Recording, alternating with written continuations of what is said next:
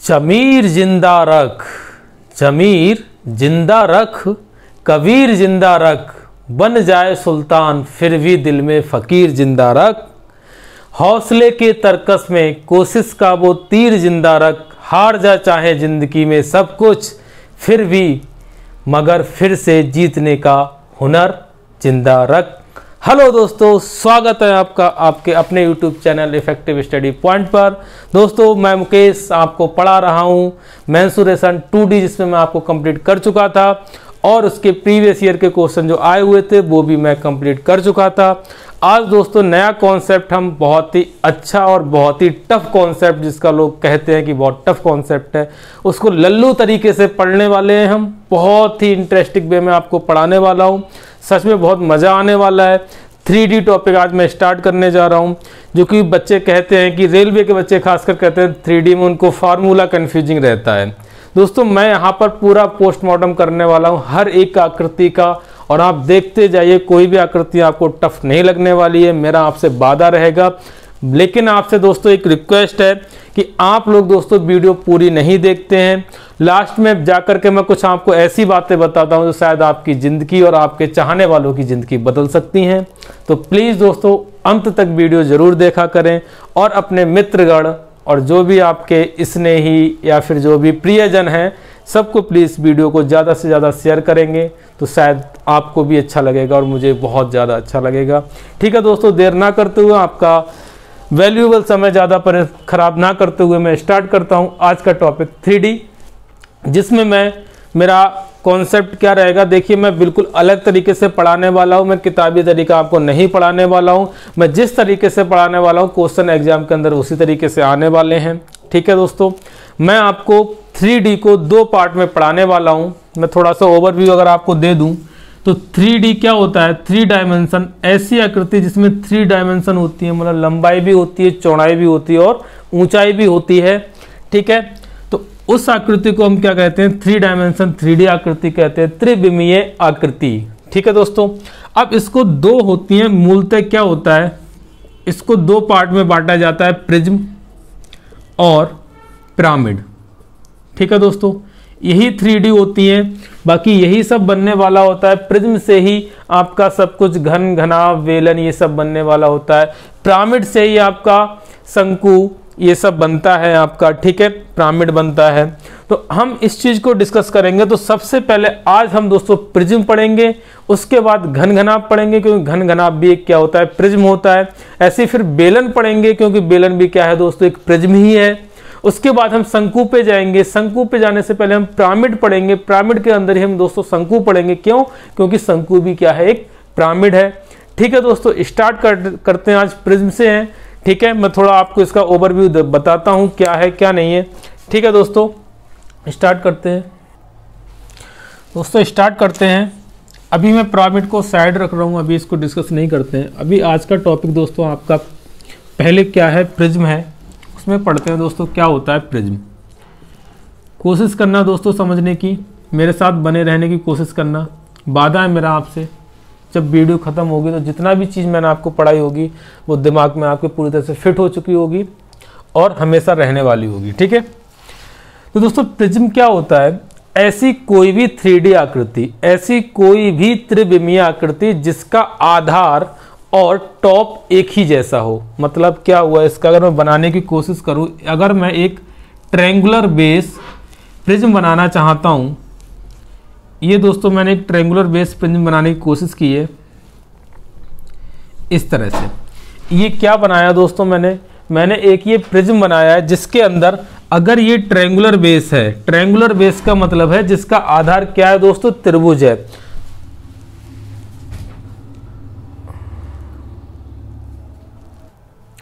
दोस्तों थोड़ा technical problem आ गई थी, दोबारा स्टार्ट करते हैं। मैं क्या पढ़ा रहा था? मैं आपको प्रिज्म पढ़ा रहा था, स्टार्ट किया था। प्रिज्म वह आकृति होती है जिसका आधार मतलब जिस पे वो टिकी हुई है, और जिसका टॉप मतलब एक ही जैसा होना चाहिए। अगर मैं ट्रायंगुलर बेस प्रिज्म की बात करता हूँ, एक ऐसा प्रिज्म जिसका आधार एक त्रिभुज है, तो नीचे भी त्रिभुज है और ऊपर भी त्रिभुज होना चाहिए। अगर ऐसा प्रिज्म कर ले रहा हूँ जिसका आधार क्या हो? एक स्क्वायर बेस हो। अगर ये स्क्वायर है तो नीचे भी दोस्तों क्या होना चाहिए, एक स्क्वायर होना चाहिए। तो इस तरह से ये क्या बन जाएगा आपका, ये भी आपका दोस्तों प्रिज्म बन जाएगा। ठीक है, तो प्रिज्म से आपको सिर्फ इतना सा ध्यान रखना है कि ऐसी कोई भी आकृति जो सेम आधार और सेम टॉप की हो वही क्या कहलाएगा, आपका प्रिज्म कहलाएगा। तो इसके माध्यम से मैं सारे फार्मूला आपको बताने की कोशिश करता हूं। तो अगर मैं ये ए बी और सी भुजा वाला एक मैं त्रिभुज ले रहा हूं, ठीक है दोस्तों, और इस प्रिज्म की ऊंचाई में ले रहा हूं h, ठीक है। तो एक चीज हमेशा ध्यान रखना, प्रिज्म के अंदर आप फलक उतनी ही होंगी जितनी क्या है आपका जो बेस होगा उस पे होंगी, ठीक है दोस्तों। तो अगर इसकी 3 भुजाएं हैं तो इसके जो फलक होंगे ये वाले चीज, फलक का मतलब दोस्तों समझिए जरा, कोशिश कीजिए। अगर मैं इसके माध्यम से समझाने की कोशिश करूं तो ये क्या है दोस्तों, ये भी एक प्रिज्म है। अगर वैसे कहूं तो ये घनाभ बन जाएगा, लेकिन अगर सिर्फ 3D की भाषा में बात करूं तो ये दोस्तों क्या बन जाएगा, आपका प्रिज्म बन जाएगा। तो फलक का मतलब क्या है, ये इसका सरफेस, ये सरफेस, ये सरफेस, ये सरफेस, ये सरफेस, तो इस तरह से इसके 6 सरफेस बने। लेकिन इसका आधार क्या होगा दोस्तों, एक रेक्टेंगल होगा, मतलब एक आयत होगा। तो इसका टॉप भी आपका दोस्तों क्या रहने वाला है, एक आयत ही रहने वाला है। तो ये क्या हो गया, प्रिज्म हो गया। कोई भी आकृति जिसका आधार सेम है और टॉप सेम है वो क्या होगा, आपका प्रिज्म कहलाएगा। तो आधार के नीचे कितनी भुजाओं से बना है, आधार 4 भुजाओं से, तो टॉप भी 4 भुजाओं से बनेगा। तो अगर मैं किनारे की बात करूं इसके, तो किनारे कितने होंगे, 1 2 3 4 5 6 7 8, मतलब किनारे दोस्तों कितने होंगे, डबल हो गए, ठीक है। फलक की बात करूं तो फलक कितने होंगे, 1 2 3 4 5 और 6 फलक होंगे दोस्तों इसके। तो इस तरह से आप फलक या फिर किनारे काउंट कर सकते हैं। अब दोस्तों मैं बात करता हूं क्या चीज होती है जब हम 3D में जाते हैं। अब तक हमने 2D पढ़ा था, 2D में हम किस पे काम कर रहे थे, क्षेत्रफल पे काम कर रहे थे। लेकिन अब जब 3D की बात आएगी तो हम आयतन पे काम करेंगे। हम किस पे काम करेंगे दोस्तों, आयतन पे, ठीक है। आयतन पे काम करेंगे, वक्र पृष्ठ पे काम करेंगे, जिसको हम बोलते हैं LSA लेटरल सरफेस एरिया, ठीक है। और संपूर्ण पृष्ठ पे काम करेंगे, संपूर्ण पृष्ठ पे काम करेंगे, जो कि क्या होता है TSA टोटल सरफेस एरिया। इन 3 चीज़ों पे दोस्तों हम काम करने वाले हैं। तो मैं आपको प्रिज्म का मतलब फॉर्मूला है, किस तरह से आयतन निकलता है प्रिज्म का, किस तरह से वक्र पृष्ठ निकलता है, किस तरह से आपका संपूर्ण पृष्ठ निकलता है, वो आपको बता रहा हूं। उसी के माध्यम से जितने भी प्रिज्म वाली आकृति होंगी, मतलब जिसका सेम बेस सेम टॉप, एक ही चीज ध्यान रखनी है, सेम बेस सेम टॉप मतलब प्रिज्म, ठीक है। तो प्रिज्म के सारे फार्मूले उसमें लगने वाले हैं। आप अलग से स्पेसिफिक कोई भी फार्मूला याद ना करें कि ये मैंने घन का याद कर लिया, ये घनाभ का याद कर लिया। बस आप प्रिज्म को अच्छे से पढ़ लें, उसको अच्छे से जरा बसा लें, सब कुछ हो जाएगा, ठीक है। इस पे चलते हैं दोस्तों, आयतन क्या होता है। अब जैसे मैंने आपको बताया 2D में क्या था, 2 ही भुजा होती थी तो क्षेत्रफल निकलता। अब 3D में 3 भुजा होगी तो क्या निकलेगा दोस्तों, आयतन निकलेगा। आपको अगर आयतन निकालना है तो किसी भी प्रिज्म का आयतन होता है दोस्तों, किसी भी प्रिज्म का आयतन क्या होता है दोस्तों, आयतन और वक्र पृष्ठ और संपूर्ण पृष्ठ।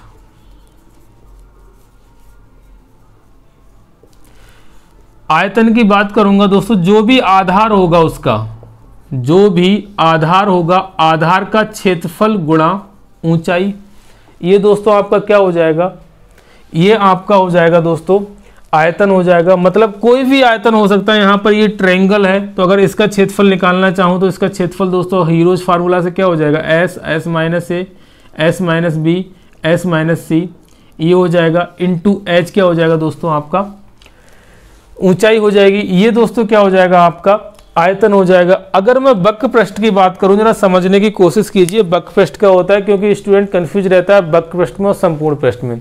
तो वक्र पृष्ठ इतनी सी बात होती है, कोई भी आकृति है जिसको अगर हम चारों तरफ से अगर लपेटे किसी भी चीज से, तो ये दोस्तों क्या होगा, वक्राकार ये घूम रही है, वक्राकार तरीके से हम लपेट रहे हैं। तो वक्र पृष्ठ के अंदर आपका टॉप नहीं आएगा और बॉटम नहीं आएगा। ध्यान रखना, वक्र पृष्ठ के अंदर क्या नहीं आएगा, टॉप नहीं आएगा और बॉटम नहीं आएगा। और बाकी जो भी सतह है जिसको हम इस तरह से राउंड राउंड कर सकते हैं, वो सारी सतह आपकी वक्र पृष्ठ में आने वाली है, ठीक है, लेटरल सरफेस एरिया में आने वाली है। तो अगर इस आकृति की मैं बात करूं तो इस आकृति में अगर मैं इसको कोशिश करिए जरा समझने की, विजुलाइज करने की कोशिश कीजिए इसको 3D में, कि अगर मैं टॉप करूं इस तरह से, अगर इसको राउंड राउंड करूं तो क्या ये वाली सरफेस आएगी इसमें जिसको मैं लाइनिंग कर रहा हूं, और ये वाली सरफेस आएगी, और ऐसे ही क्या जो पीछे होगी जिसको मैं इस तरह से मैंने किया, थोड़ा समझने की कोशिश करना, ये वाली सरफेस आएगी।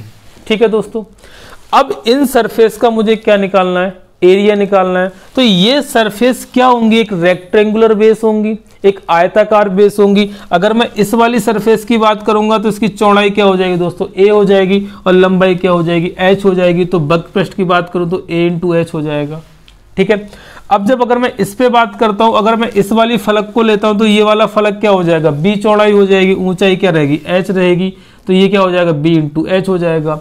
अब अगर मैं ये जो पीछे जो दिख रही है, पीछे वाली जिसको मैंने ऐसे ऐसे किया है, ये क्या हो जाएगी दोस्तों, इसकी चौड़ाई क्या होगी c, और ऊंचाई क्या होगी h। तो इस तरह से c × h दोस्तों इसका क्या हो जाएगा, वक्रपृष्ठ हो जाएगा। अगर मैं इसको कोशिश करूं समझने की, h कॉमन ले लूं तो a + b + c हो गया। तो यहां से एक जनरलाइज फार्मूला दोस्तों क्या आया कि आधार का, ये क्या है दोस्तों, ये आधार का परिमाप रहने वाला है। आधार क्या था, त्रिभुजाकार था जिसकी भुजा ए बी सी थी। तो आधार का परिमाप दोस्तों क्या हो जाएगा, a + b + c। 2D मैंने आपको बताया किसी भी आकृति का परिमाप क्या होता है, जिन भुजाओं से वो बनी हुई होती है उनका सबका योग होता है। तो इस तरह से परिमाप दोस्तों ये हो जाएगा। तो मैं कह सकता हूं कि आधार का परिमाप इनटू ऊंचाई दोस्तों आपका क्या हो जाएगा, वक्रपृष्ठ हो जाएगा। अब जरा समझने की कोशिश कीजिए संपूर्ण पृष्ठ की अगर मैं बात करूं तो संपूर्ण पृष्ठ दोस्तों, संपूर्ण पृष्ठ का मतलब इतना सा है कि जो भी पृष्ठ आपने बचा दिए, अभी मैंने इसके माध्यम से बताया था कि वक्रपृष्ठ की बात करूं तो ये वाला फलक आएगा, ये आएगा, ये आएगा, ये आएगा, ये 4 आएंगे। अब संपूर्ण पृष्ठ की बात करूं तो ये टॉप भी आ जाएगा, बॉटम भी आ जाएगा। ठीक है, तो टॉप और बॉटम क्या होगा, टॉप और बॉटम क्या, इस त्रिभुज का जो मतलब ये त्रिभुज होगा, जहां ये टॉप हो बॉटम है तो यही टॉप रहने वाला है। तो इसका क्षेत्रफल मैं ऐड कर दूंगा तो सेम टॉप होगा, सेम बॉटम होगा, तो 2 गुना इस त्रिभुज का क्षेत्रफल मैं और ऐड कर दूंगा तो क्या संपूर्ण पृष्ठ निकल आएगा। तो दोस्तों संपूर्ण पृष्ठ क्या होता है, अगर मैं इसको इसकी भाषा में लिखूं, a + b + c × h + 2 इसका क्षेत्रफल लगा दो हीरोज फार्मूला से, s - a s - b और s - c।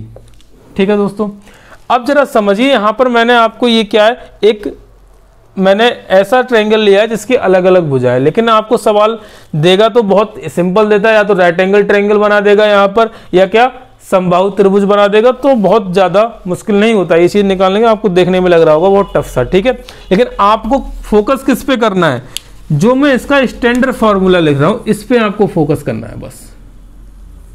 बस इतने चीज पे फोकस करना। अगर इसका स्टैंडर्ड फार्मूला की बात करूं तो आधार का परिमाप इनटू ऊंचाई, और जब इसका स्टैंडर्ड फार्मूला की बात करूं तो समझिए ये क्या होता है, ये होता है आपका LSA, इसको LSA बोलते हैं वक्रपृष्ठ लेटरल सरफेस एरिया, इसको TSA बोलते हैं टोटल सरफेस एरिया। तो दोस्तों ये होता है आपका वक्रपृष्ठ प्लस आधार 2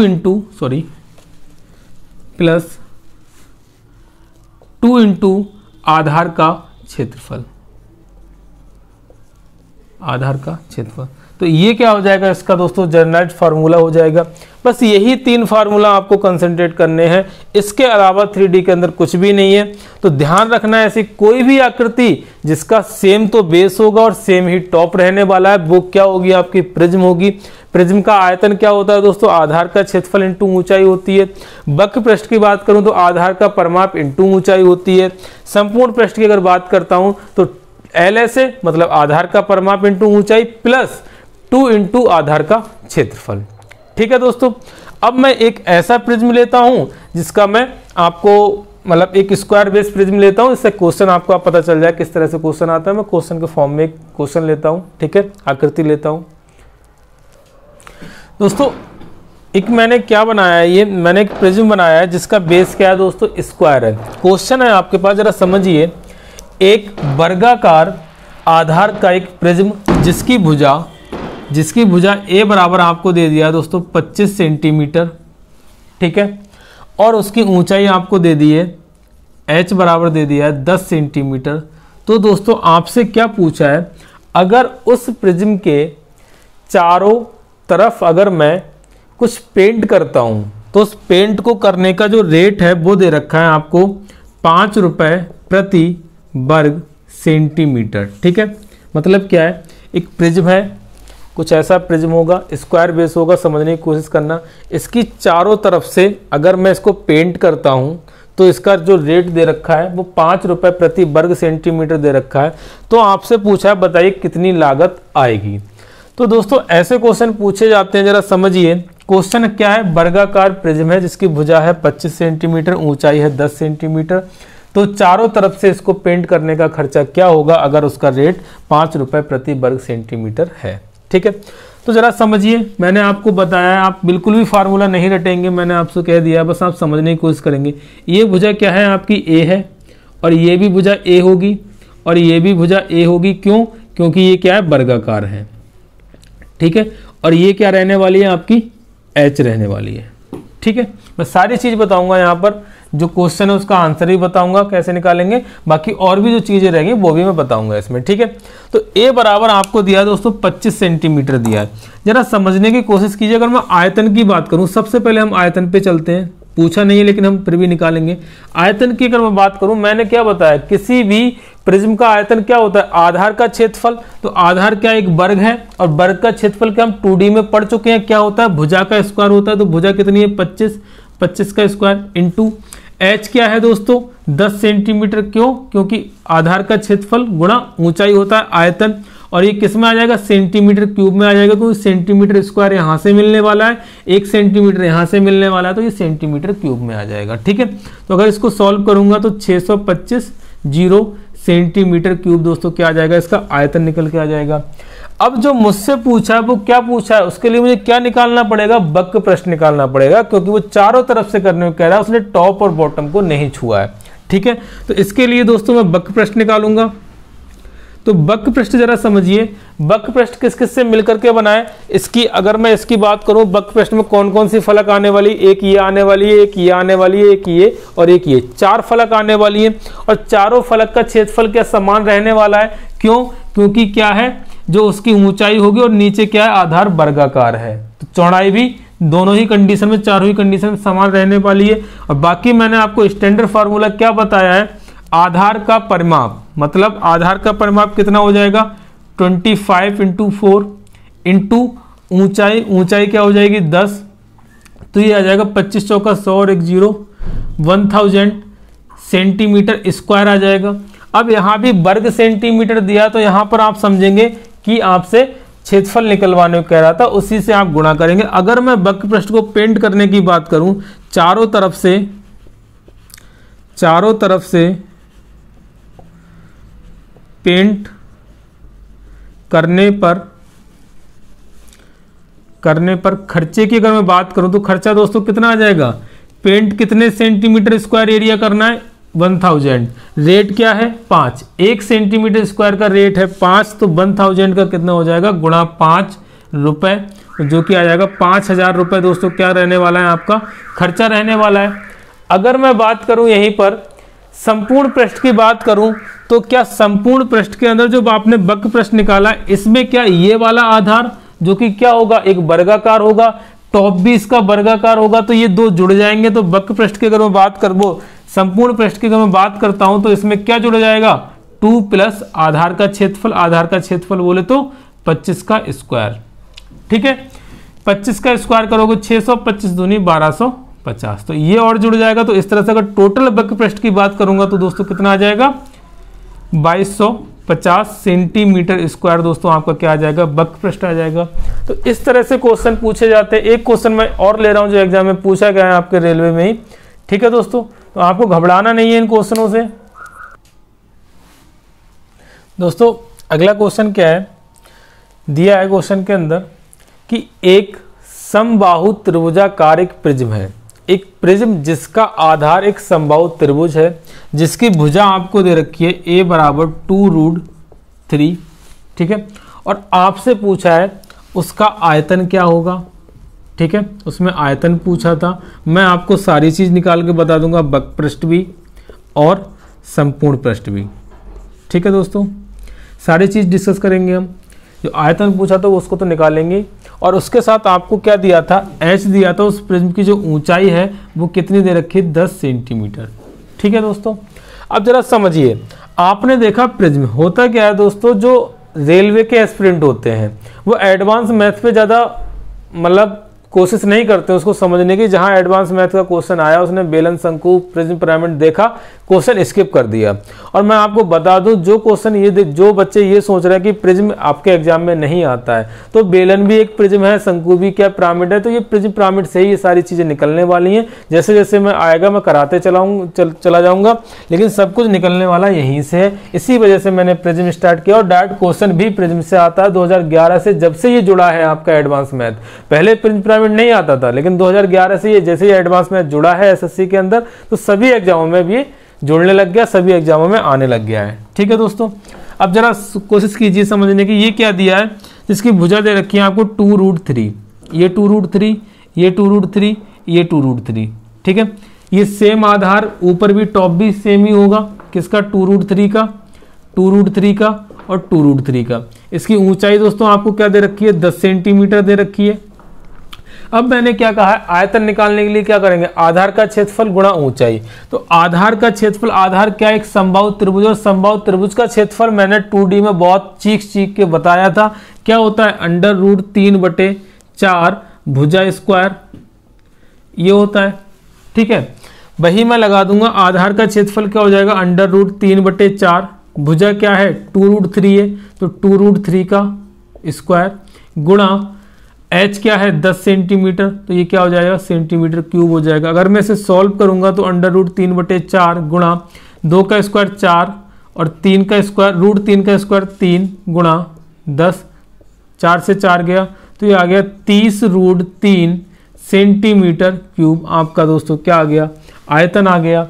अब अगर जब मैं वक्र पृष्ठ की बात करता हूं, तो वक्र पृष्ठ दोस्तों मैंने क्या बताया था, वक्र पृष्ठ मैंने बताया था कि आधार का परिमाप, तो आधार क्या है, एक समबाहु त्रिभुज है, समबाहु त्रिभुज का परिमाप क्या होता है, 3 गुणा भुजा, मतलब 3a, और 3 भुजा क्या है दोस्तों आपकी 2√3 इंटू क्या होता है, वक्र पृष्ठ आधार का परिमाप गुणा ऊंचाई, तो ऊंचाई क्या है 10। तो अगर इस तरह से सॉल्व करूंगा तो 3 दूनी 6, 10 60, √3 दोस्तों क्या आ जाएगा आपका सेंटीमीटर स्क्वायर, क्या आ जाएगा आपका वक्र पृष्ठ आ जाएगा। अगर मैं संपूर्ण पृष्ठ की बात करूं तो भैया 60√3 तो रहने वाला है उसका, प्लस 2 टॉप, जो ये और ये टॉप रह गए, टॉप और बॉटम, इनका क्षेत्रफल और जुड़ जाएगा। तो इसका क्षेत्रफल क्या था, इतना था। अगर मैं इसको सॉल्व किया था तो ये आया था, ये 3√3 आ जाएगा। तो 2 × 3√3 कर दोगे, क्योंकि क्या होता है आधार का जो TSA क्या होता है, LSA मतलब वक्र पृष्ठ प्लस 2 × आधार का क्षेत्रफल। तो 2 इसलिए क्या है क्योंकि 2 टॉप है और सेम है, तो सेम का क्षेत्रफल लगा दिया। अगर इसको सॉल्व करो 3 दूनी 6, 6 और 60 66 √3 सेंटीमीटर स्क्वायर दोस्तों क्या हो जाएगा आपका संपूर्ण पृष्ठ हो जाएगा। तो इतना था प्रिज्म के अंदर, इसके अलावा कोई भी क्वेश्चन नहीं बनने वाला है दोस्तों। सबसे इम्पोर्टेंट, सबसे इजी आकृति है, इम्पोर्टेंट भी है, प्लस उतना ही ज़्यादा सरल है, क्योंकि 3 ही कॉन्सेप्ट है और सारे फार्मूले जो भी बनने वाले हैं मैं इन्हीं सबसे बनाऊंगा। परेशान होने की जरूरत नहीं है, कुछ भी रटने की जरूरत नहीं है, समझने की कोशिश करनी है। जब समझोगे, 1-2 बार खुद से करोगे तो अपने आप ये फार्मूले रट जाएंगे, तो परेशान होने की जरूरत नहीं है दोस्तों। अब हम क्या पढ़ने वाले हैं, प्रिज्म में ही आगे आता है आपका घन और घनाभ, जिसका आपका बहुत टाइम से इंतजार कर रहे थे। चलिए दोस्तों चलते हैं घन की तरफ। दोस्तों अगला पॉइंट है अपना घन मतलब क्यूब। ठीक है, क्यूब क्या होता है, अभी हमने प्रिज्म पढ़ा, अब एक ऐसा प्रिज्म, समझिए मैं क्या कहना चाह रहा हूं, एक ऐसा प्रिज्म जिसका आधार क्या हो, एक स्क्वायर बेस हो और उसकी जो ऊंचाई हो वो भी उतनी ही हो जितनी स्क्वायर की भुजा है, तो वो आपका क्या बन जाएगा, क्यूब बन जाएगा। जरा कोशिश कीजिए समझने की। अगर मैं यहां पर एक इस तरह से बनाता हूं, ये मैंने बनाया, जिसकी आधार क्या हुआ आपका a हुआ, ऊंचाई क्या हुई दोस्तों a हो गई, और अगर मैं चौड़ाई की बात करूं तो ये भी क्या हो जाएगी, ए हो जाएगी। तो ये क्या बन जाएगा आपका, एक क्यूब बन जाएगा। मतलब सेम ही टॉप सेम ही आपका बॉटम होना चाहिए, प्लस ऊंचाई भी सेम ही होना चाहिए जो आधार की भुजा है। तो ये दोस्तों आपका क्या बन जाएगा, एक आपका क्यूब बन जाएगा। तो क्या ये भी एक प्रिज्म है? तो आपका जवाब आना चाहिए हाँ बिल्कुल प्रिज्म होगा। क्यों? क्योंकि सेम आधार है और सेम ही बॉटम है। यहाँ पर ऊंचाई कितनी हो जाएगी, यहाँ पर ये इसकी ऊंचाई हो जाएगी जो कि क्या होगी, आधार के भुजा के बराबर होगी। जो आधार होगा उसी की भुजा के बराबर होगी। तो यही इसकी ऊंचाई हो जाएगी। और आधार क्या हो जाएगा, एक स्क्वायर हो जाएगा ए भुजा वाला। तो ये भी दोस्तों आपका क्या बन जाएगा, प्रिज्म बन जाएगा। अब अगर इसके आयतन की बात करूं तो मैंने फिर वही बताया, आयतन प्रिज्म का क्या होता है, आधार का क्षेत्रफल गुणा ऊंचाई। तो आधार क्या है, यहाँ पर ए भुजा वाला एक वर्ग है, तो उसका आयतन क्या हो जाए, वो क्षेत्रफल कितना हो जाएगा, ए स्क्वायर। इसकी ऊंचाई भी क्या है, ए है, तो ए क्यूब दोस्तों क्या आ जाएगा, इसका आयतन आ जाएगा। अगर मैं इसके वक्र पृष्ठ की बात करूं, वक्र पृष्ठ दोस्तों कितना हो जाएगा, कितने पृष्ठ आपको दिख रहा है, अगर कोशिश कीजिए, अगर इसको आप आयत मान वो क्यूब मान रहे हैं तो कितने पृष्ठ आपके वक्र पृष्ठ में आएंगे, 1 2 3 4। और चारों का ही क्षेत्रफल क्या रहने वाला है, बराबर रहने वाला है। तो क्षेत्रफल कितना हो जाएगा, 4a स्क्वायर हो जाएगा। या तो आप ऐसे समझिए, या मैंने क्या बताया था, आधार का परिमाप। तो आधार का परिमाप क्या होगा, 4 × a होगा, और इंटू ऊंचाई बताई तो ऊंचाई क्या है इसकी, a है। तो यहां से भी आपका क्या आ जाएगा, 4a स्क्वायर आ जाएगा। अब अगर मैं TSA की बात करूं, संपूर्ण पृष्ठ की बात करूं, तो पृष्ठ संपूर्ण में क्या आ जाएगा, वक्र पृष्ठ मतलब 4a स्क्वायर प्लस 2 और जुड़ जाएंगे, एक ये बॉटम वाला एक टॉप वाला जो कि क्या होगा, स्क्वायर के बराबर होगा। तो ये हो जाएगा 2a स्क्वायर जो कि आ जाएगा 6a स्क्वायर। और वैसे भी जरा समझ लीजिए आप, कितने बेस होंगे, टोटल सरफेस एरिया में कितना होगा, जितने भी उसके फलक होगा सब आपको, जितने भी सरफेस उसमें बन रहे हैं सबका क्या है, आपको एरिया सम करना है। तो 1 2 3 4 5 और 6 बने, तो 6 समान क्षेत्रफल वाले होंगे, तो 6 × भुजा स्क्वायर हो जाएगा।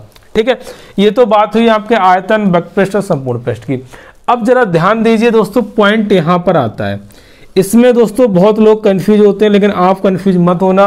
क्वेश्चन एग्जाम के अंदर पूछा गया वक्र पृष्ठ से, उसने इस तरह से नहीं दिया है, उसने थोड़ा सा प्रिज्म को लेकर के किया है, लेकिन क्वेश्चन यही बन रहा था जाकर के। तो ध्यान रखना, वक्र पृष्ठ में संपूर्ण पृष्ठ में आपको कंफ्यूज नहीं होना है। वक्र पृष्ठ का मतलब जो आप सिर्फ टॉप और बॉटम को छोड़ करके जो भी सरफेस आपको दिख रही है वो वक्र पृष्ठ में काउंट होंगी। अगर टॉप और बॉटम को भी काउंट कर लेते हैं तो वो किस में काउंट हो जाएंगी, संपूर्ण पृष्ठ में काउंट हो जाएंगी। ठीक है दोस्तों, अब जरा इसके विकर्ण की बात कर लेते हैं। विकर्ण से क्वेश्चन बनता है, जरा कोशिश कीजिए समझने की। मैं थोड़ा सा इसे रफ कर रहा हूं, इसी में समझाने की कोशिश कर रहा हूं मैं आपको। विकर्ण का मतलब क्या है, दो तरीके के विकर्ण होंगे, दो तरीके के विकर्ण होंगे।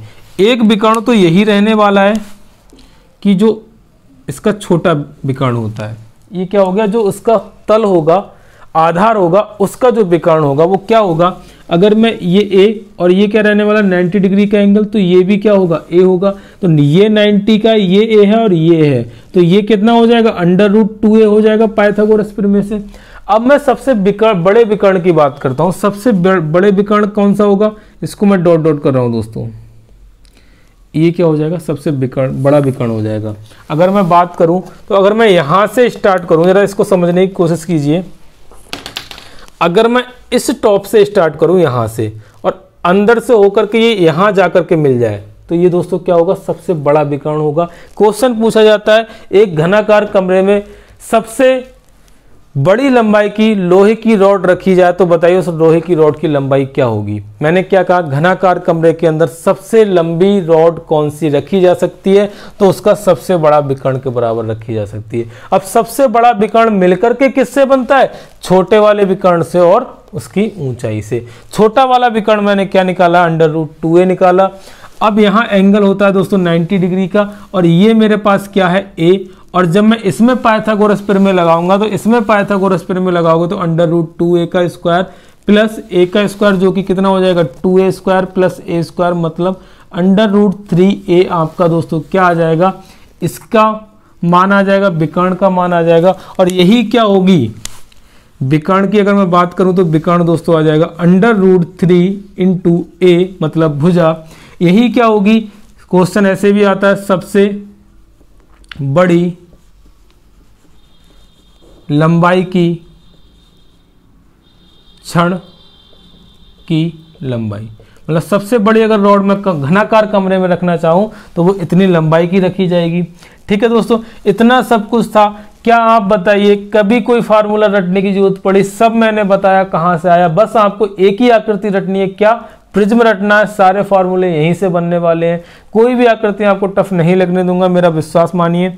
ठीक है, बस आप कॉन्सेप्ट सीखिए, उसको अच्छे से कोशिश कीजिए समझने की। एक बार में हो सकता है आपको इतना समझ में ना आ पाए जितना मैं समझाना चाह रहा हूँ, और आएगा भी नहीं। एक बार में इतना समझ में आपके नहीं आएगा। जितना भी समझ में आ रहा है 10%, 20%, 50%, अगली बार जब देखेंगे ना दोस्तों और ज़्यादा समझ में आएगा। जब दोबारा देखेंगे तो कंप्लीट समझ में आएगा। तो एटलीस्ट वीडियो को 2 से 3 बार अगर आप देखेंगे तो मैं वादा करता हूँ आपसे, शायद मेंसुरेशन के अंदर आपको क्वेश्चन जो आप छोड़ते थे अब तक कि क्वेश्चन पढ़ा, अरे इसमें तो कैलकुलेशन जा रही है, वो आप नहीं छोड़ने वाले हैं। यही मैंने ट्रिग्नोमेट्री में किया था। जितना भी जिसको टफ लगता था, अब मेरे पास लोगों के रिप्लाई आते हैं कि सर आपने जो ट्रिग्नोमेट्री पढ़ाई थी, पहले हम देख करके भागते थे उसको, लेकिन अब हमें उसमें कॉन्फिडेंस आ रहा है। तो यही कॉन्फिडेंस दोस्तों मेंसुरेशन में लेके आना, और जैसे जैसे हम चलते चले जाएंगे हर एक चैप्टर में दोस्तों मैं आपको कॉन्फिडेंस लेके आऊँगा। आप चाहे कितना भी आपका वीक क्यों ना हो वो चैप्टर, लेकिन आप बहुत अच्छे से उसको कर पाएंगे। तो ये था दोस्तों घन। इसके ऊपर 1-2 क्वेश्चन करते हैं, अच्छे अच्छे क्वेश्चन करते हैं,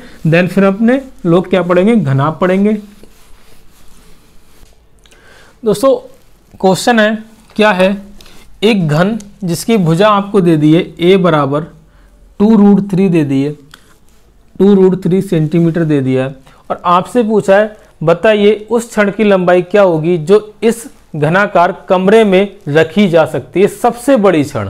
ध्यान रखना, जब तक ये ना वर्ड बोले वो सबसे बड़ी छड़, तब तक आप डिसाइड नहीं कर पाएंगे क्या पूछ रहा है वो, कि आप विकर्ण लगाएंगे या साइड विकर्ण लगाएंगे, कौन सा लगाएंगे। ठीक है दोस्तों, तब तक अगर वो नहीं कह रहा सबसे बड़ी छड़ क्या होती है दोस्तों, उसकी लंबाई आपसे पूछिए, जरा समझने की कोशिश कीजिए। मैंने जस्ट अभी आपको बताया है क्या होता है सबसे बड़ी छड़। फिर बता रहा हूँ, यहाँ से अगर मैं इसको एक घनाकार कमरा बना रहा हूँ, तो अगर मैं इसको मिलाता हूँ, ये है, इसको अगर मैंने इससे मिलाया तो ये क्या होगी, सबसे बड़ी छड़ होगी। और इसकी लंबाई दोस्तों मैंने क्या बताई थी, √3 इंटू भुजा, मतलब सबसे बड़ी छड़ की लंबाई क्या हो जाएगी, √3 इंटू भुजा क्या है, a√3 है, मतलब सॉरी 2√3 है, तो 3√3 क्या बन जाएगा, 3 बन जाएगा, तो 2 इंटू 3 बोले तो 6 सेंटीमीटर दोस्तों क्या आ जाएगी, 6 सेंटीमीटर क्या आ जाएगी आपकी उस छड़ की लंबाई आ जाएगी। यहाँ आपसे और भी चीज़ें पूछ सकता था, आपसे आयतन पूछ सकता था, तो घबराना नहीं है। आयतन दोस्तों क्या होता है, आधार का क्षेत्रफल इंटू ऊंचाई, या फिर आप सीधे कर लो, भुजा क्यूब होता है, तो क्या हो जाएगा 2√3 का क्यूब, मतलब 2 का क्यूब 8 और √3 का क्यूब कितना आ जाएगा 3√3, जो कि आ जाएगा 24√3। ठीक है दोस्तों, और भी चीज़ें यहाँ से सेंटीमीटर क्यूब, और भी चीज़ें यहाँ से पूछी जा सकती हैं, तो आपको घबराना नहीं है। यही सारे फार्मूले हैं। ठीक है दोस्तों, अब अगली आकृति घनाभ की तरफ बढ़ते हैं, क्यूबाइड जिसे बोलते हैं। ठीक है, क्या अंतर होता है उसमें, उसको अच्छे से पढ़ते हैं। बहुत क्वेश्चन वहाँ से पूछे जाते हैं, कोशिश कीजिए ज़रा समझने की। मैं इसको रफ कर रहा हूँ दोस्तों। अगली आकृति क्या है आपका, क्यूबाइड है, घनाभ है। घनाभ में क्या होता है दोस्तों, जैसे मैंने घन अभी आपको बताया, एक ऐसा प्रिज्म जिसका आधार और टॉप एक स्क्वायर हो, और जिसकी ऊंचाई भी क्या, स्क्वायर की भुजा हो। ठीक है, लेकिन घनाभ में सिनेरियो चेंज होने वाला है। क्या, एक ऐसी आकृति जिसका टॉप और बॉटम एक रेक्टेंगुलर हो, रेक्टेंगुलर बोले तो आयत। ठीक है, आयत हो, और जिसकी कुछ ना कुछ ऊंचाई रही हो। ठीक है, ध्यान रखना है। घनाभ क्या होता है, जिसका एक टॉप और जो है बॉटम क्या हो, एक आयताकार हो और कुछ ऊंचाई हो उसकी, तो वो क्या बना देगा दोस्तों, आपका घनाभ बना देगा। जरा समझने की कोशिश कीजिए। अगर ये मैंने एक आयत बनाया, ठीक है, और यहाँ पर दूसरा मैंने एक इसका आधार बना दिया, ठीक है, और अगर इसको मिला दूँ तो ये क्या बन जाएगा। तो हमारी ड्राइंग इतनी ख़राब है, मैडम से नहीं पढ़ी ड्राइंग, इसलिए ख़राब हो गई। ठीक है, तो ये कि दोस्तों क्या बन जाएगा, आपका एक घनाभ बन जाएगा। अगर मैं इसकी लंबाई L मानूं और इसकी चौड़ाई B मानूं, ठीक है, तो इसकी ऊंचाई क्या हो जाएगी दोस्तों, h हो जाएगी। तो ये दोस्तों क्या बना आपका, एक घनाभ बना। अब बात करते हैं इसमें क्या होता है, क्या तो इसका आयतन होता है, क्या इसका संपूर्ण पृष्ठ होता है, उन सब पे बात करते हैं जरा। बहुत ही इंपॉर्टेंट टॉपिक है भाई साहब, दोस्त समझने की कोशिश करना, बहुत इंपॉर्टेंट है। क्वेश्चन काफ़ी ज़्यादा चांसेस होते हैं इन दोनों में कंपेयर करें तो 3D के अंदर घनाभ से बनने के। एक एक पॉइंट को मैं बहुत डिटेल में डिस्कस करूंगा, कोशिश करना जरा समझने की। अगर मैं आयतन की बात करूं तो आयतन मैंने आपको बताया क्या होता है, ये प्रिज्म होगा क्या, सबसे पहली बात प्रिज्म होगा। क्यों? क्योंकि आधार और टॉप इसका सेम बेस का है, ठीक है। प्रिज्म होगा, प्रिज्म का आयतन मैंने क्या बताया था, आधार का क्षेत्रफल गुणा ऊंचाई। तो भैया आधार क्या है, एक आयताकार बेस है, और आयत का क्षेत्रफल क्या होता है, L इंटू बी, मतलब जिन भुजाओं से मिलकर बना है उनका गुणनफल। अब भैया इसकी कुछ ऊंचाई भी है, वो ऊंचाई भी है, तो h से मैंने गुणा कर दिया, तो ये क्या बन गया, LBH, जिसे हम कहते हैं घनाभ का आयतन, ठीक है, पहली बात। अब मैं बात करता हूं संपूर्ण पृष्ठ की, संपूर्ण पृष्ठ, ठीक है। अब संपूर्ण पृष्ठ की अगर मैं बात करता हूं, उससे पहले मैं बात करता हूं वक्र पृष्ठ की। वक्र पृष्ठ जिसको बोलते हैं, वक्र पृष्ठ के नाम से नहीं जानते होंगे आप, लेकिन जो अब मैं नाम लिखने वाला हूं वो आपने रटा होगा, और उसमें कंफ्यूजन बहुत रहा होगा, क्योंकि मैं भी स्टूडेंट रहा हूं और हूं स्टूडेंट, तो मुझे आज तक याद नहीं हुआ, बहुत कंफ्यूजन रहा है। जरा समझने की कोशिश कीजिए वो क्या है। आप तो देखते होंगे चारों दीवारों का क्षेत्रफल, चारों दीवारों का क्षेत्रफल, ठीक है। इसको पढ़ते हैं लेकिन इसको नहीं पढ़ते हैं, ठीक है। अभी मैंने कह दिया वक्र पृष्ठ, लेकिन अभी मैं सीधे लिखता चारों दीवारों का क्षेत्रफल, सबके कान खड़े हो जाते हैं, हाँ भाई ये तो इंपॉर्टेंट है, ये क्वेश्चन आता है एग्जाम के अंदर। लेकिन भैया होता तो वक्र पृष्ठ ही है वो। अगर मैंने आपको बताऊं चारों दीवार कौन कौन सी होंगी, एक रूफ छोड़ दो, मतलब छत छोड़ दो इसकी, और एक फर्श छोड़ दो। अगर एक आयताकार कमरा है, घनाभकार कमरा है, तो उसकी चारों दीवारों का क्षेत्रफल क्या होता है, जो फर्श को आप निगलेक्ट कीजिए और टॉप जो छत है, रूफ है, उसको निगलेक्ट कीजिए, तो जो बची वो क्या होंगी, आपकी चारों दीवारें होंगी। तो क्या वो दूसरी भाषा में, टेक्निकल भाषा में वक्र पृष्ठ नहीं होता है? इतनी देर से मैं आपको बता रहा हूँ, वो क्या बता रहा हूँ कि आप टॉप छोड़ दीजिए और बॉटम छोड़ दीजिए, क्या बच जाएगा, वक्र पृष्ठ बच जाएगा, और यही क्या होता है, वक्र पृष्ठ होता है, ठीक है। तो क्या इसको रटना या याद करना कोई टफ काम है? वक्र पृष्ठ मैंने क्या बताया है, 2 इंटू आधार का परिमाप, तो 2 इंटू आधार का परिमाप नहीं, आधार का परिमाप इंटू ऊंचाई। तो आधार का परिमाप क्या होगा, आधार क्या, एक आयताकार बेस है, और आयताकार का परिमाप क्या होता है, L प्लस बी, किसके साथ, 2 के साथ, ठीक है। और ऊंचाई क्या, h, और यही क्या चारों दीवारों का क्षेत्रफल होता है, 2L प्लस बी इंटू ऊंचाई, ठीक है दोस्तों। क्या मुश्किल है? कुछ भी मुश्किल नहीं है दोस्तों। मुश्किल है तो सिर्फ एक चीज है जो लोगों को नहीं मिलती है और बर्बाद हो जाते हैं उसके पीछे, ठीक है। तो उसके अलावा दुनिया में कोई भी चीज मुश्किल नहीं है, ठीक है। समझ गए होंगे शायद मेरी बात को, भावनाओं को। अब बात करते हैं संपूर्ण पृष्ठ। तो संपूर्ण पृष्ठ की अगर मैं बात करूं तो इसमें भाई साहब वक्र पृष्ठ तो जुड़ना ही है, प्लस क्या जुड़ जाएगा, जो छत रह गई और फर्श रह गया, ठीक है। तो वक्र पृष्ठ 2L plus B into H plus 2L into B इसमें और जुड़ जाएगा। और अगर इसको थोड़ा सा जनरलाइज फॉर्मूला अगर इसका बना लें तो क्या 2 सब में से कॉमन आ रहा है, तो 2 कॉमन ले लें, और इसके अगर गुणा कर दूं तो LH plus BH plus LB दोस्तों आपका क्या बन जाएगा, ये संपूर्ण पृष्ठ बन जाएगा, जो कि एग्जाम के अंदर पूछा जाता है। तो संपूर्ण पृष्ठ क्या हो जाएगा, 2LH plus BH plus LB। चारों दीवारों का क्षेत्रफल जिसको हम क्या कहते हैं, वक्र पृष्ठ कहते हैं। शायद पहले नहीं जानते होंगे आप, शायद आज जान गए होंगे। तो याद नहीं करना है आपको, ना रटना है, बस समझना है, ठीक है। 1-2 बार वीडियो देखनी है, आपके दिमाग में ऐसे सेट हो जाएगा जिंदगी में कभी नहीं भूलेंगे। नाम भूल जाएंगे, नंबर भूल जाएंगे, बट इसे नहीं भूलेंगे भाई, ठीक है। तो क्या होता है आधार का परिमाप, तो आधार क्या होगा, आयताकार बेस होगा, इसका परिमाप होता है 2L प्लस बी, और गुणा कर देने किससे, ऊंचाई से। ये दोस्तों आपका क्या हुआ, आपका आयतन हो गया, संपूर्ण पृष्ठ हो गया, वक्र पृष्ठ हो गया, मतलब चारों दीवारों का क्षेत्रफल हो गया। इस नाम से जरा थोड़ा सा अवेयर रहे, इस तरह से पूछा जाता है। लेकिन इसी चीज को अगर आप वक्र पृष्ठ से लिंक कर लेंगे, लिंक क्या कर लेंगे, होता ही वक्र पृष्ठ है, तो आप कभी कंफ्यूज नहीं होंगे।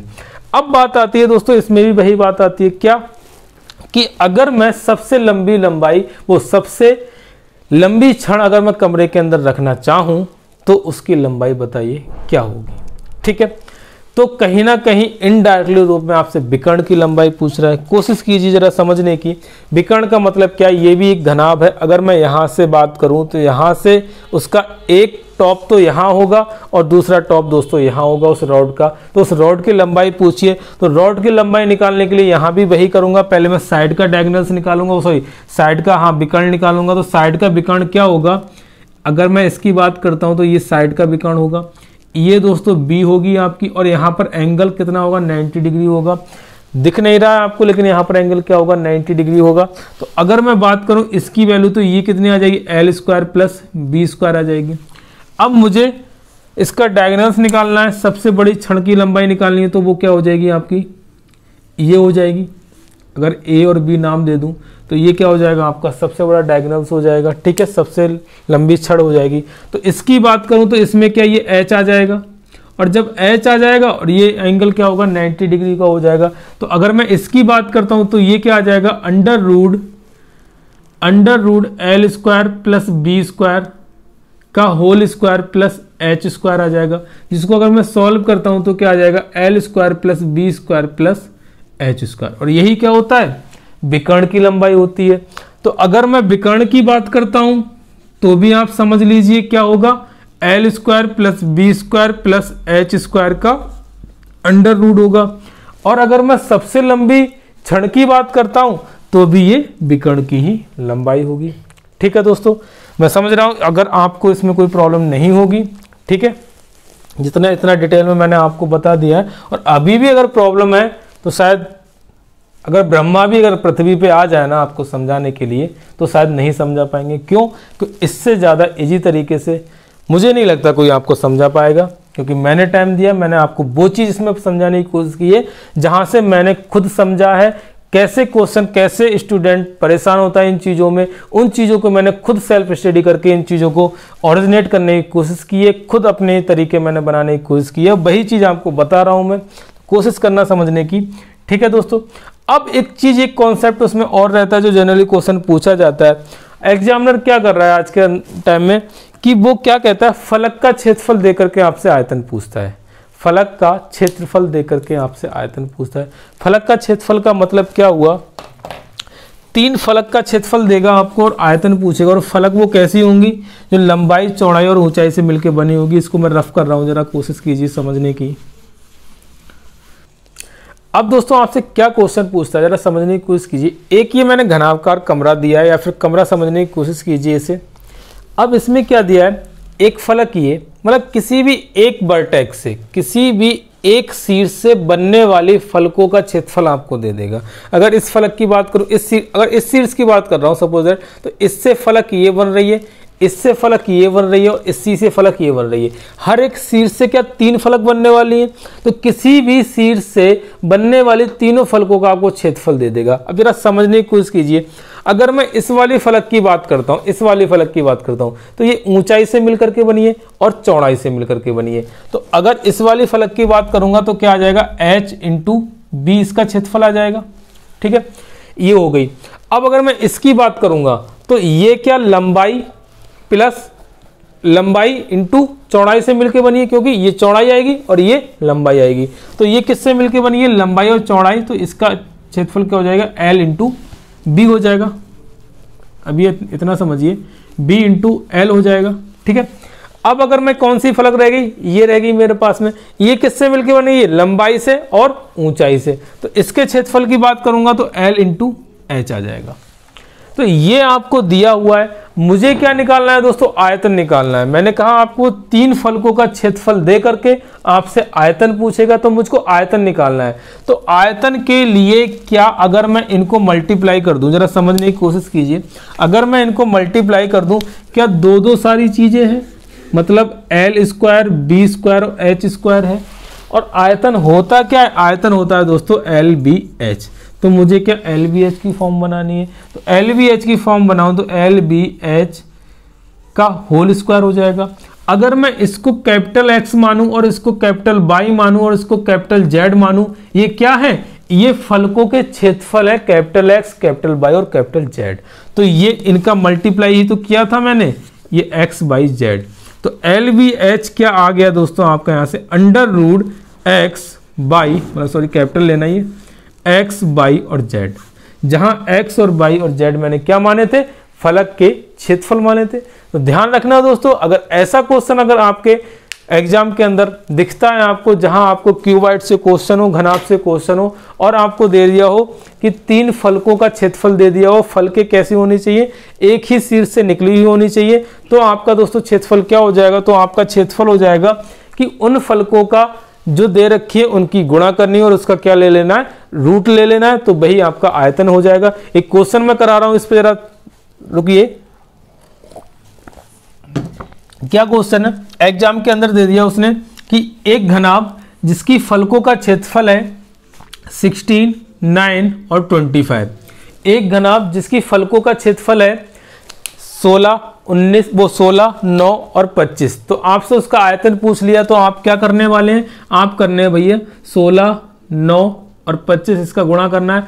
अब बेवकूफी ये मत करना कि पहले 16 निम्मा 144 25 गुणा करने लग जाओ भाई, ठीक है, हमें नहीं आता गुणा करना, हम सीधे प्रॉपर्टी जानते हैं भैया। 16 का मतलब 4 बाहर आ जाएगा, 9 का मतलब 3 बाहर आ जाएगा, 25 का मतलब 5 बाहर आ जाएगा। अब गुणा करना आसान हो जाएगा, हमारे मास्टर ने बताया ही नहीं था इतना बड़ा गुणा करना, ठीक है।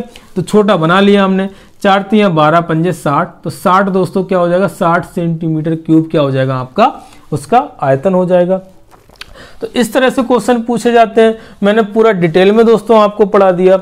इससे बाहर दोस्तों क्यूब और क्यूबॉइड में कुछ भी नहीं है, बशर्ते आप इसको बहुत अच्छे से पढ़ें। मेरा वादा है आपसे, एग्जाम के अंदर कभी आप क्वेश्चन नहीं छोड़ के आएंगे। जो और आपको डर लग रहा था वो शायद डर अब आपका दूर हो चुका होगा, लेकिन कंडीशन यही है, हो सकता है पहली बार में आपको समझ में नहीं आए, पहली बार में तो लोग उसको भी नहीं समझ पाते जिसके साथ जिंदगी बिताने वाले हैं, ठीक है। तो ये तो शायद एक छोटा सा एग्जाम ही आपको निकलना है, ठीक है, लेकिन क्या टाइम रहते हम उसको समझने की कोशिश करते हैं और समझ जाते हैं, फाइनली हम पूरी ज़िंदगी बहुत अच्छे से बिता लेते हैं। ऐसा ये है, इसको 1-2 बार आपको देखना है वीडियो को, और फिर समझ में नहीं आया फिर एक बार देखना है, देन आपको 3 से 4 बार वीडियो में देखने के बाद मैं समझता हूँ सारी चीज़ें बहुत अच्छे से क्लियर हो जाएंगी, और जब मैं क्वेश्चन कराऊंगा तो आपका बहुत अच्छे से क्लियर हो जाएगा। तो इस तरह से अपने इस तरह से चलने वाले हैं कि जो भी चीज़ें पहले कॉन्सेप्ट, देन क्वेश्चन और फिर सीधे सिलेक्शन, ठीक है। बाकी दोस्तों आपसे वही रिक्वेस्ट जो कि मैं हमेशा करता हूं कि प्लीज़ चैनल को सब्सक्राइब करें और ज़्यादा से ज़्यादा शेयर करें। शायद मेरी मेहनत आपके किसी और चाहने वाले के काम आ जाए जो नहीं पढ़ पा रहा हो, जिसको डर लग रहा हो, तो शायद इन चीज़ों से मेरा उसका डर खत्म हो जाए, ठीक है दोस्तों। स्वस्थ रहिए, ख्याल रखिए अपना, क्योंकि आप अपने लिए नहीं किसी और के लिए बहुत ज़्यादा इम्पोर्टेंट रहने वाले हैं।